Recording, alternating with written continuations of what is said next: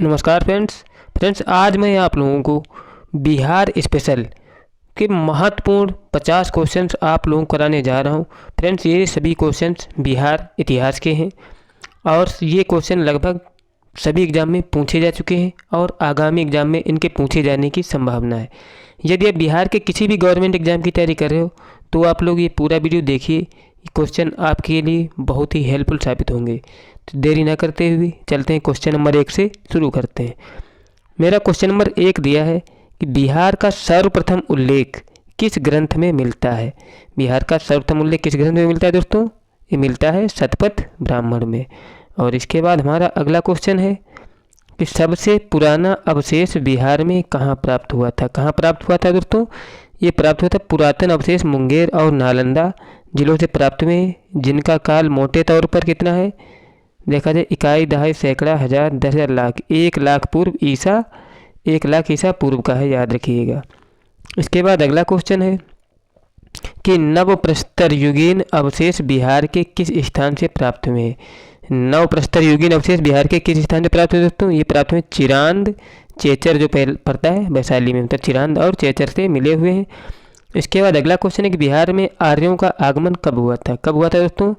उत्तर वैदिक काल में हुआ था। 1000 से 600 ईसा पूर्व में इनका आगमन हुआ था।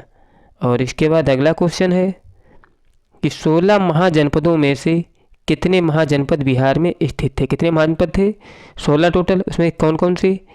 3 महाजनपद जो हैं बिहार में स्थित थे। कौन कौन से? जो अंग है, मगध और वज्र, ये महाजनपद बिहार में स्थित थे, याद रखिएगा। इसके बाद अगला क्वेश्चन है कि बिहार का प्रथम गणतंत्र कहाँ स्थापित किया गया था। कहाँ स्थापित किया गया था दोस्तों? ये स्थापित किया गया था बिहार के वैशाली में। किसके द्वारा स्थापित किया गया था? लिच्छवियों के द्वारा स्थापित किया गया था। और इसके बाद अगला क्वेश्चन है कि अंग महाजनपद को कितने मगध में मिलाया गया। अंग महाजनपद को किसने महाजनपद में मिलाया दोस्तों? अंग महाजनपद को किसने मगध में मिलाया था दोस्तों? ये मिलाया था बिंबिसार ने, जो हर्यक वंश का शासक था। इसके बाद अगला क्वेश्चन है कि प्रसिद्ध चिकित्सक जीवक का संबंध किससे था। किससे था दोस्तों? बिंबिसार से था। बिंबिसार ने अवंती शासक प्रद्योत महासेन के उपचार के लिए भेजा था। किसको? जीवक को, याद रखिएगा। इसके बाद अगला क्वेश्चन है कि बिंबिसार की हत्या किसके द्वारा की गई थी। बिंबिसार की हत्या किसके द्वारा की गई थी दोस्तों? ये की गई थी अजातशत्रु के द्वारा। इसके बाद अगला क्वेश्चन है कि बिहार को किसने मगध साम्राज्य में मिलाया था। किसने मिलाया था दोस्तों?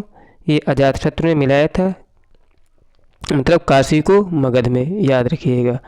इसके बाद अगला क्वेश्चन है अंग महाजनपद की राजधानी कहाँ थी। कहाँ थी दोस्तों? चंपा थी अंग महाजनपद की राजधानी। इसके बाद अगला क्वेश्चन है कि पाटलिपुत्र को मगध साम्राज्य की राजधानी किसने बनाया था। किसने बनाया दोस्तों?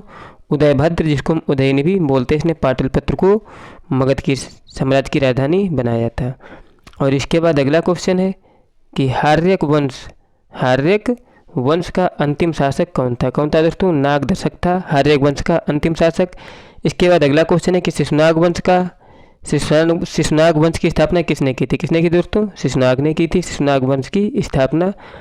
इसके बाद अगला क्वेश्चन है कि अवंती को मगध साम्राज्य में किसने मिलाया। किसने मिलाया था दोस्तों? शिशुनाग ने मिलाया। इसके बाद अगला क्वेश्चन है कि शिशुनाग ने मगध की राजधानी पाटलिपुत्र से कहाँ स्थानांतरित किया था। कहाँ स्थानांतरित किया था दोस्तों? पाटलिपुत्र से वैशाली में स्थानांतरित किया था। इसके बाद अगला क्वेश्चन है कि शिशुनाग वंश के अंतिम शासक का नाम बताएं। क्या नाम दोस्तों? नंदिवर्धन, जिसे महानेदिनी भी बोलते हैं, शिशुनाग वंश का अंतिम जो शासक था। इसके बाद अगला क्वेश्चन है कि नंद वंश की स्थापना किसने की थी। किसने की दोस्तों? महापद्म नंद ने की थी नंद वंश की स्थापना। इसके बाद अगला क्वेश्चन है कि सिकंदर का आक्रमण किसके शासनकाल में हुआ था। किसके शासनकाल में हुआ था दोस्तों? घनानंद के शासनकाल में हुआ था। इसके बाद अगला क्वेश्चन है कि मौर्य वंश की स्थापना किसने की थी। किसने की थी? चंद्रगुप्त मौर्य ने की थी 320 ईसा पूर्व में की थी, याद रखिएगा। और अगला क्वेश्चन है किसने घनानंद को नाश कर मगध साम्राज्य की स्थापना की। किसने? चंद्रगुप्त मौर्य ने, मतलब घनानंद को हराकर मगध साम्राज्य की स्थापना की थी चंद्रगुप्त मौर्य ने। अगला क्वेश्चन है कि सेल्यूकस के साथ किसने युद्ध किया। किसने किया था? चंद्रगुप्त मौर्य ने किया था सेल्यूकस के साथ युद्ध।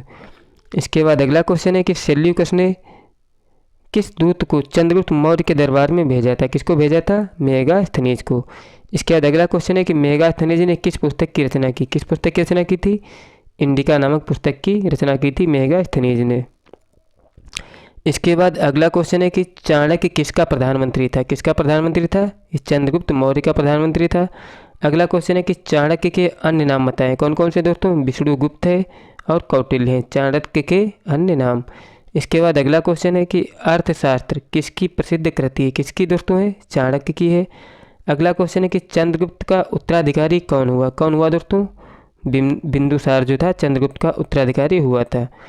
इसके बाद अगला क्वेश्चन है कि बिंदुसार के दरबार में आए यूनानी राजदूत का नाम बताएं। क्या नाम है? डायमेकस है बिंदुसार के दरबार में आए यूनानी राजदूत का नाम।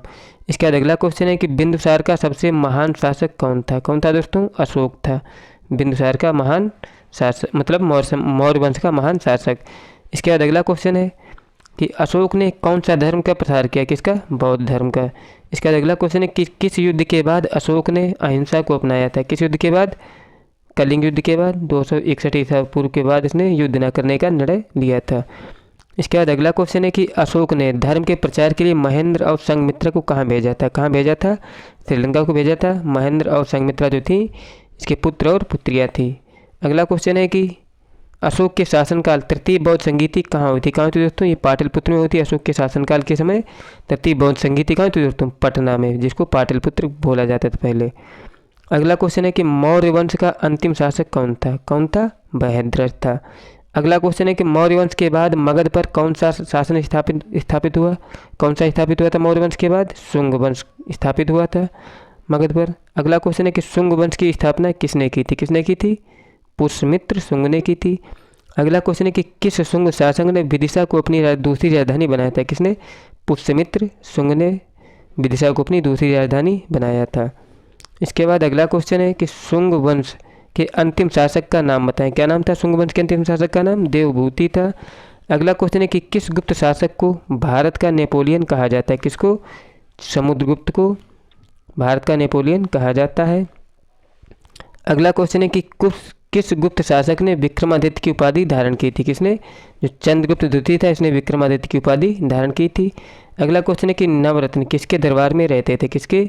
चंद्रगुप्त द्वितीय के दरबार में नवरत्न रहते थे। इसके बाद अगला क्वेश्चन है कि कालिदास किसके दरबार के नवरत्न थे? किसके? चंद्रगुप्त द्वितीय के दरबार के नवरत्न थे। कौन? कालिदास। इसके बाद अगला क्वेश्चन है कि अभिज्ञान शकुंतलम की रचना किसने की? अभिज्ञान शकुंतलम की रचना किसने की? ये की थी कालिदास ने। इसके बाद अगला क्वेश्चन है कि आर्यभट्ट, वराहमिहिर और ब्रह्मगुप्त आदि किस युग के सिद्धांत थे? किस युग के विद्वान थे दोस्तों? ये गुप्त काल के विद्वान थे, याद रखिएगा। इसके बाद अगला क्वेश्चन है कि आर्यभट्टियम किसकी रचना है? किसकी रचना दोस्तों? आर्यभट्ट की ही रचना आर्यभट्टियम। इसके बाद अगला क्वेश्चन है कि प्राचीन भारत के किस काल को स्वर्ण युग की संज्ञा दी जाती है? किसको? जो गुप्त काल है इसको प्राचीन भारत के स्वर्ण युग की संज्ञा दी जाती है। इसके बाद अगला क्वेश्चन है कि दिल्ली स्थित मेहरौली में कुतुब मीनार के पास लौह स्तंभ में किस गुप्त शासक की कृतियों का वर्णन है? किसकी? चंद्रगुप्त द्वितीय, जिसको विक्रमादित्य बोलते हैं, इनकी कृतियों का क्या वर्णन है दिल्ली की मेहरौली में कुतुब मीनार के पास लौह स्तंभ में। इसके बाद अगला क्वेश्चन है कि नालंदा विश्वविद्यालय की स्थापना किसने की थी? किसने की थी? कुमारगुप्त ने की थी नालंदा विश्वविद्यालय की स्थापना। इसके बाद अगला क्वेश्चन है कि किस गुप्त शासक ने हूणों के आक्रमण से भारत को बचाया? किसने? स्कंदगुप्त ने हूणों के आक्रमण से भारत को बचाया था। अगला क्वेश्चन है कि पाल वंश की स्थापना किसने की थी? किसने की दोस्तों? ये की थी गोपाल ने। फ्रेंड्स, मेरे द्वारा कराए गए क्वेश्चंस आपको अच्छे लगे तो प्लीज़ मेरा सपोर्ट करने के लिए चैनल सब्सक्राइब कर लें, वीडियो अच्छा लाइक भी करें। मिलते हैं नेक्स्ट वीडियो में। जय हिंद, जय भारत।